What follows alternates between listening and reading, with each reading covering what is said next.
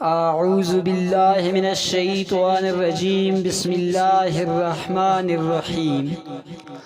جادو کے متعلق امام حاکم نے المستدرک میں اور ابن کثیر رحمۃ اللہ علیہ نے اپنی تفسیر میں حضرت عائشہ رضی اللہ عنہا سے ایک واقعہ روایت کیا ہے۔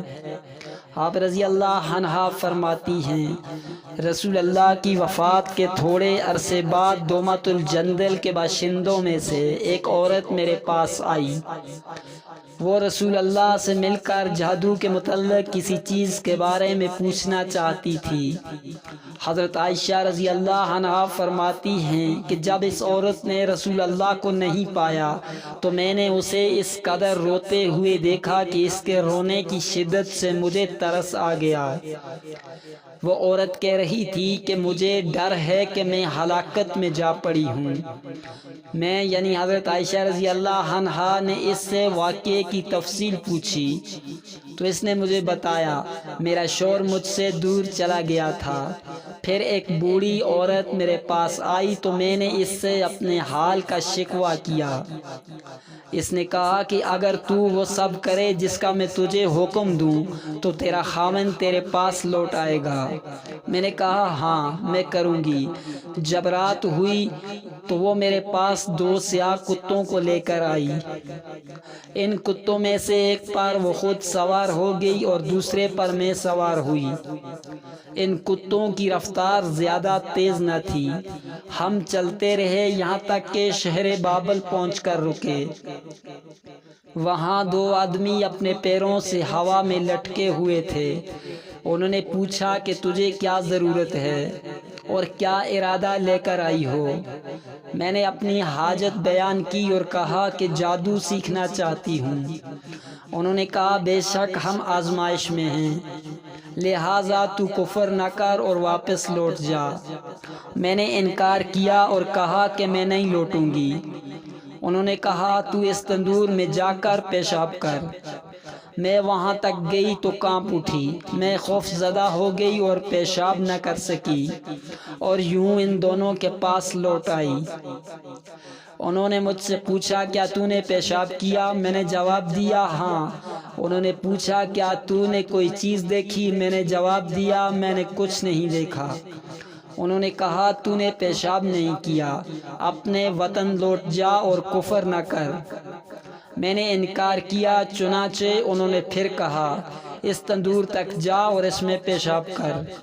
میں وہاں تک گئی، پھر مجھ پر کپ کپاہٹ طاری ہو گئی اور میں ڈر گئی۔ پھر میں ان کے پاس لوٹ گئی۔ انہوں نے مجھ سے پھر پوچھا تو نے کیا دیکھا؟ یہاں تک کہ اس نے بتایا کہ میں تیسری مرتبہ گئی اور تندور میں پیشاب کر دیا۔ پس میں نے دیکھا کہ میرے اندر سے ایک گھوڑ سوار نکلا اور آسمان کی طرف چلا گیا۔ تب میں ان کے پاس آئی اور انہیں اس بات کی خبر دی۔ انہوں نے کہا تو نے سچ کہا، یہ تیرا ایمان تھا جو تیرے اندر سے نکل چکا ہے، اب تو لوٹ جا۔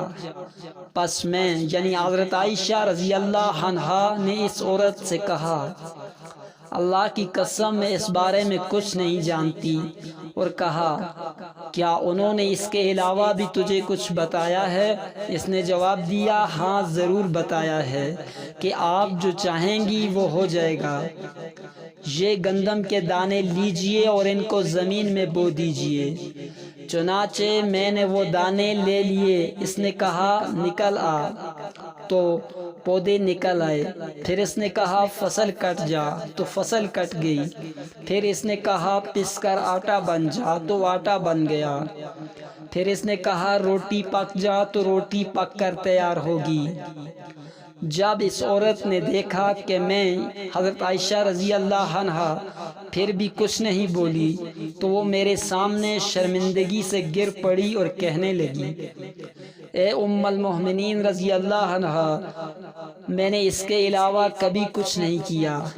چنانچہ میں نے رسول اللہ کے صحابہ کرام رضی اللہ عنہم سے اس بارے میں دریافت کیا، لیکن انہیں بھی اس بارے میں معلوم نہیں تھا کہ اس معاملے پر کیا کہیں جس چیز کا مکمل علم نہ ہو۔ اس کے متعلق صحابہ کرام اپنی رائے دینے میں احتیاط کیا کرتے تھے۔ انہوں نے صرف اتنا کہا کہ اگر آپ کے والدین یا ان میں سے کوئی بھی حیات ہوتے تو وہ آپ کے لیے کافی ہوتے۔